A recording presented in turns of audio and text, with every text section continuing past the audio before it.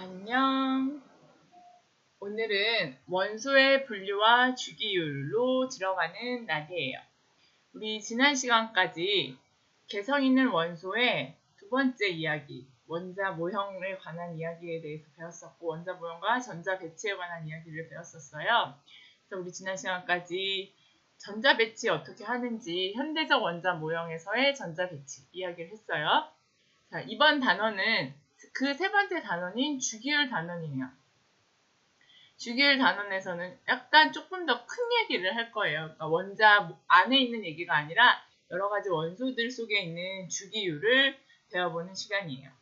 여기 개성 있는 원소가 이번 시험 범위가 됩니다. 오늘 끝까지 들으면 퀴즈를 하나 낼까 생각 중이에요. 자, 먼저 주기율이 왜 나왔나? 주기율이 대체 뭔가 하고 생각을 하기 위해서 달력을 한번 보려고 해요. 이게 2006년 1월 달력인데 2006년 1월에 넷째 주 수요일 한번 찾아봅시다. 찾았나요? 1월 25일이죠. 어때요? 찾기가 쉽나요? 이렇게 쫙 이렇게 나열되어 있으니까. 색깔이라도 있으니까 그나마 조금 찾기가 쉬운데 그냥 색깔도 없었다면 찾기가 쉽지 않았을 것 같아요. 그래서 좀 더 다른 달력을 봅시다. 이거 어때요? 넷째 주 수요일 찾기가 훨씬 쉽죠. 왜냐하면 여기 같은 세로 들이면 월요일이고 그 다음에 화요일이고 여기가 수요일이고 뭐 이렇게 딱 찾기가 쉽잖아요.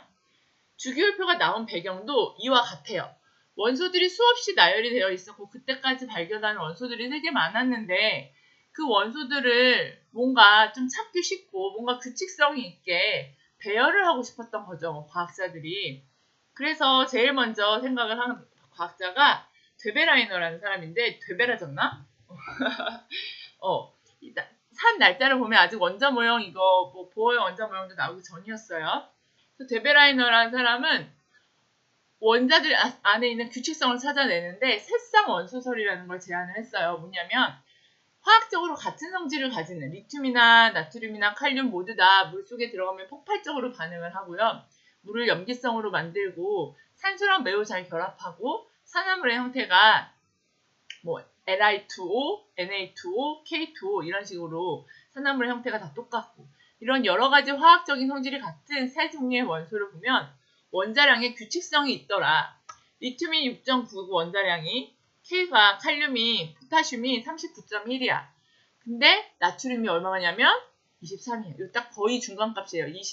이게 60.97이고 이게 40이라고 치면 47이잖아요? 그거 23.5 정도 되죠?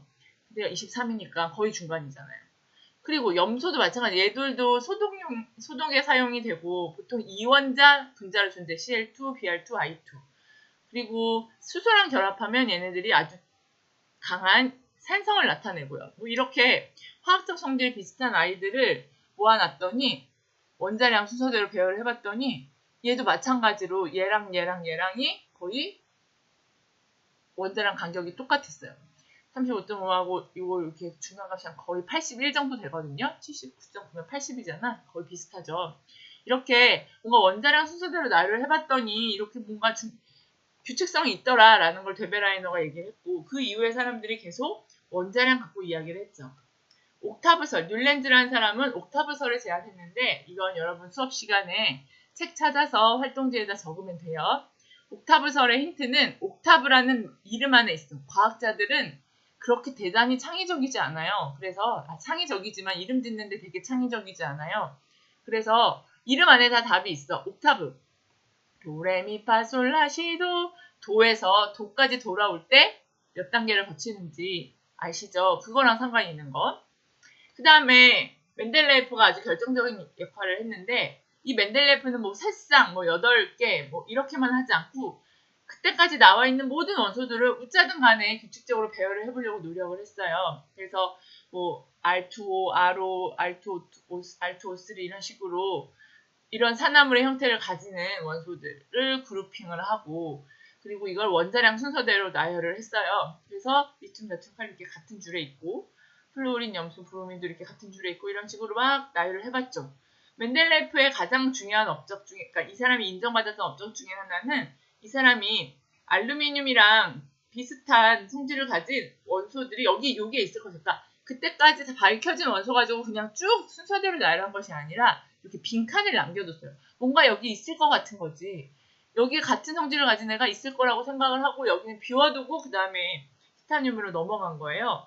그랬더니 나중에 여기가 밝혀졌어요. 얘가 멘델레예프는 얘를 에카 알루미늄이라고 했는데 나중에 밝혀지고 나서 얘 이름은 갈륨이 되었고요. 그 다음에 이쪽도 에카 규소랑 비슷한 성질의 것이 여기 있을 것이다 예상을 했는데 에카 규소라고 해놓고 그냥 넘어갔었는데 여기가 게르마늄이라는 게 밝혀지면서 멘델레예프가 인정을 받았죠. 죽고 나서 밝혀진 걸로 알고 있어요.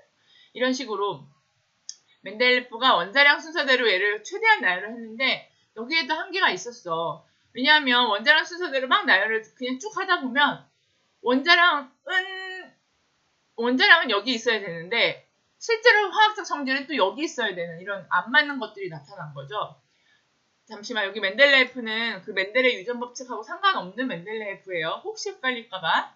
그래서 멘델레예프 이후에 이제 멘델레예프까지는 계속 원자량 갖고 고민하다가 현대적 주기율표를 이제 창시한 사람이 바로 모즐리예요.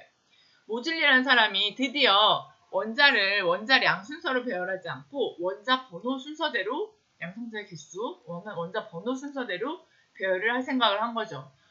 이거 별로 어렵지 않아 보이지만 왜 콜럼버스의 달걀이죠. 여러분 아시죠? 콜럼버스 달걀 세우는 거.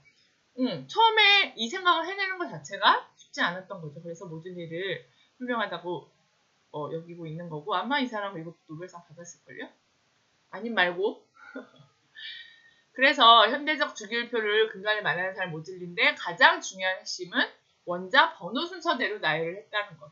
물론 그때까지 밝혀지지 않은 원소들도 막 있었기 때문에 뭐 이게 완벽하게 그 모즐리가 다 한 건 아니지만 어쨌든 간에 원자 번호 순서대로 나열하기 시작한 게 모즐리 때부터고 그렇게 하니까 뭔가 원자량에 의해서 어긋났던 것들이 딱딱 맞아지기 시작한 거예요. 아르곤보다 칼륨이 원자량이 작거든요. 그래서 원자량 순서로 가려면 칼륨이 일로 와야 되고 아르곤이 일로 와야 돼요. 근데 그러면 안 맞죠. 여기가 화학적 성질이 리튬, 나트륨, 칼륨이 같거든요. 그리고 힐륨, 네온 얘네들이 이렇게 같고. 그래서 이게 현대에서 쓰는 주기율표다. 자, 주기율표 나왔으니까 이제 주기율표의 개념을 조금만 해보면 주기율표에서는 주기와 족이 있어요. 주기는 요 가로줄을 주기라고 해요. 여기가 1주기, 2주기, 3주기, 4주기, 5주기, 6주기, 7주기까지 지금 밝혀졌어요. 7주기, 이 주기가 의미하는 바는 바로 전자 껍질의 수예요. 가장 바깥쪽에 있는 전자 껍질의 수. 가장 큰 전자 껍질의 수. 루비듐은 결국에 5번째 껍질에 전자가 하나라도 있는 그런 형태인 거죠. 그리고 세로줄을 우리 족이라고 하는데 여기 다 세로줄을 족이라고 하는데 족은 화학에서 가장 중요한 게 족이 같으면 화학적 성질이 거의 같아요. 이런 데 조금 다른 데 있으니까 완전 같다 그러면 또 따질 것 같아서 화학적 성질이 같은 게 바로 이 족이에요. 족이 화학적 성질이 같은 이유는 여러분 수업 시간에 활동을 통해서 한번 전자 배치를 해보면 더 명확하게 알 수가 있을 거예요. 왜 화학적 성질이 같은지. 화학적 성질이 같은 건 어떤 애들이 화학적 성질이 같은지. 여러분 아시죠? 물질의 화학적 성질을 결정하는 게 무엇인지 이거 하나 퀴즈로 낼까? 물질의 화학적 성질을 결정하는 수. 있죠. 그래서 그게 같은 족이면 다 같아서 족이 같으면 화학적 성질이 같아. 족 같으면 성질 같아. 그래서 우리 원래 주기율표를 배우고 나면 우리 주기율표 수소부터 칼슘까지 외워야 되거든요. 이거 수행평가로 볼 거예요. 조만간 기말고사 전에 수행평가 볼 거야. 자, 칼슘까지 외워두는 거. 우리 한번 했죠? 학기 초에. 그리고 주기율표가 나왔으니까 조금만 더 이야기를 하자면 이게 우리 화학 교과서 맨 앞에 실려있는 주기율표인데 보면 여기 111번 렌트게늄까지 써있죠.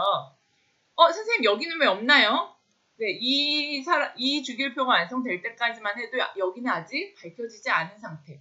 사실 여기 거의 7주기에 있는 애들은요. 거의 합성된 원소들이 많아요. 6주기도 있지만 합성된 원소들 7주기 되게 많아요. 그래서 있었던 원소라기보다는 막 합성을 시킨 거야. 과학자들이 자기 이름 붙여서 원소를 만들고 싶었겠지. 왜 안 그러겠어. 그래서 여기가 없었는데 2011년도 정도에 거기가 완성이 조금 밝혀졌어요. 여기 보시면 IUPAC이라는 국제순수응용화학연합이라는 데가 있는데 여기가 화학계에서는 되게 뭐랄까 이렇게 공식적으로 인정받는 그런 연합 뭐 명명법도 여기서 정하면 여기 정한 대로 무슨 원소의 이름도 여기서 정한 대로 여기서 되게 공인을 해주는 그런 연합이에요. 여기서 인정받으면 교과서에 실릴 수 있는 그런 게 되는 거죠. 그래서 이 국제순수응용화학연합에서 이제 인정해준 스토리들을 보면 제가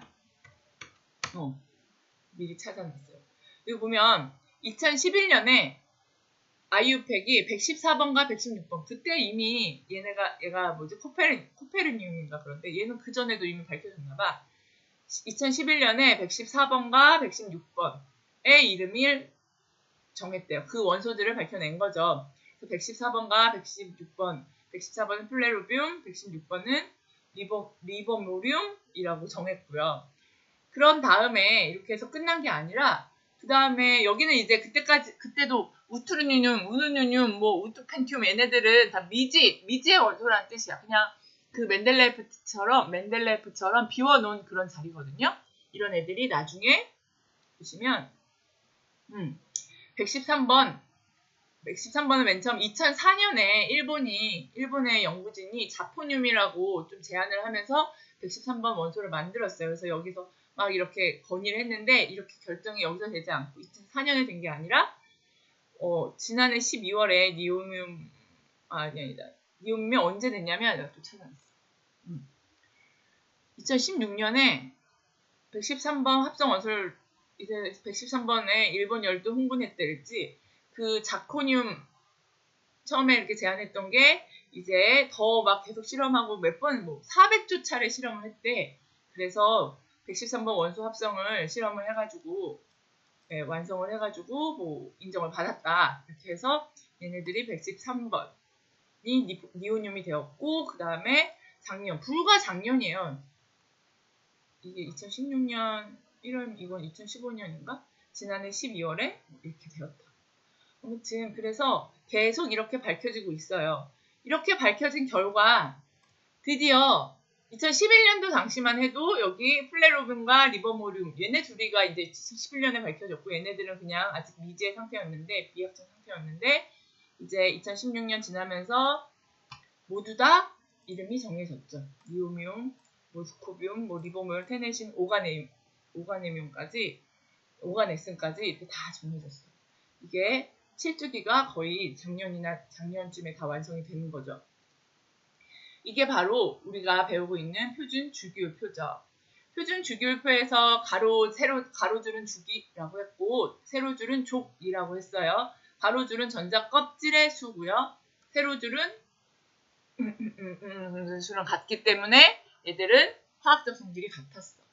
그 다음에 우리 수업 시간에 활동을 할 텐데 우리 여기 하늘색, 파란색 계열 얘네들을 우리 금속이라고 하고요. 분홍색, 선생님 분홍색이라고 해놓은 거 이 분홍색을 비금속이라고 하고 금속도 아니고 비금속도 아니고 뭔가 아리까리한 상태의 아이들 얘네들을 중금속이라고 해요. 우리는 주로 금속과 비금속 얘기를 많이 하고 중금속 얘기는 별로 안 해. 얘들을 박쥐지. 이렇게 보면 금속 같기도 하고 이렇게 보면 비금속 같기도 하고 공유결합을 한다는 측면에서는 비금속 같은데 전류가 통한다는 측면에서는 또 금속 같기도 하고 막 이런 아이들 그런 아이들이 중금속. 여러분은 수업 시간에 얘네들의 성질을 한번 찾아서 정리를 해봐야 할 거예요.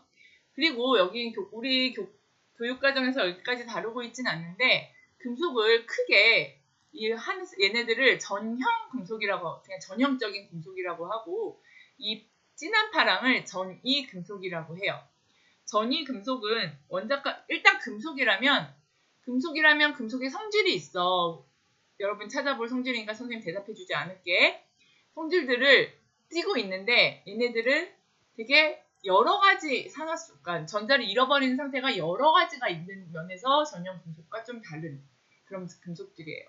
여기 있는 애들은 여러분 전자 배치를 해보시면 아시겠지만 한번 전자배치를 몇 개만 해보세요. 전자배치 여기 얘 같은 게 얘는 1S에 2개, 11개니까 1S에 2개, 2S에 2개, 2P에 6개 하면 10개. 거기다가 얘는 3S에 1개겠지. 쭉 해보면 얘는 3S에 여기 아래까지 가면 3S에 2개, 3P에 6개 하고 나면 18개거든요. 얘는 4S에 1개, 4S에 2개, 얘는 3 뒤에 들어가는 말이에요. 그래서 요 가운데 연에 있는 애들 10개죠, 10개. 디오비탈에 들어가는, 디오비탈에 전체 채워지는 아이들이에요. 그런 걸 우리 수업 시간에 한번 채워보면서 해봤으면 좋겠어요. 자, 이게 이제 전형 금속도, 전이금속, 전이금속, 전형 금속 다 나오는 이게 이제 표준 주기율표인데 우리는 우리 고등학교 교육과정에서는 이걸 다 보지 않아요. 그래서 선생님이 20번까지만 외우면 된다고 했었죠. 전형 금속까지만 알면 돼요. 여기는 별로 다루지 않기 때문에 우리 이거를 기본적으로 표준 주기율표인데 이걸 장주기형 주기율표라고 해요. 1쪽부터 2, 3, 3, 4, 5, 6, 7, 8, 9, 10, 11, 12부터 18쪽까지 다 있는 거지. 이게 장주기형 주기율표라면 단주기형 주기율표가 있어요. 이게 단주기형 주기율표야. 무슨 얘기냐면 여기를 건너뛰었어요. 20번 다음에 31번 오죠. 여기 사주기 보면은 21번에 타이타늄이 있었거든요. 타이타늄 아니니? 스칸듐이 있었거든요. 21번에. 근데 그거 없고 여기를 건너뛴 거야. 그래서 1쪽과 2쪽 다음에 13쪽부터 18쪽까지 있는 얘들을 우리는 이거 봐요. 이걸 봐요. 그 앞에 거는 이제 그런 게 있다는 거 아는 거고 주기율표의 주기적 성질 이런 거 얘기할 때도 주로 이 주기율표를 보고 이야기를 합니다. 이것을 단주기형, 짧을 단자예요. 단주기형 주기율표고 이러한 단주기형 주기율표에서 가장 핵심인 것은 여기에 주기율표에 족이 있죠, 족. 족은 아까 화학적 성질이 같다고 해서 같은 족이면 왜냐하면 이것이 같기 때문에 그게 퀴즈였고 그런데 이 단주기형 주기율표에서의 족의 1의 자릿수가 바로 이것의 숫자와 같아요. 그래서 이렇게 족의 1의 자리 숫자만 보면 아하 얘가 이것이 몇 개구나를 알 수 있고 그러면 아하 얘네들이 화학적 성질이 같구나를 알 수 있다는 주기율표에서 얻을 수 있는 정보는 더 많은데 일단 가장 핵심적인 주기율표의 정보는 이것이라는 거. 자, 나머지는 우리 수업 시간에 활동도 해보면서 해볼 텐데 이번 수업 시간에는 좀 검색도 해보려고 해요. 그래서 제가 여러분 모두 다 수업 시간 올 때 휴대폰을 좀 가져오세요. 조회에 최소한 2개씩은 휴대폰을 가지고 올 수 있도록 그래서 검색도 해보고 할 수 있도록 데이터는 제가 쏴 드릴 테니까 휴대폰 가져오시는 거 잊지 마시고요. 우리 수업 시간에 보도록 합시다. 안녕.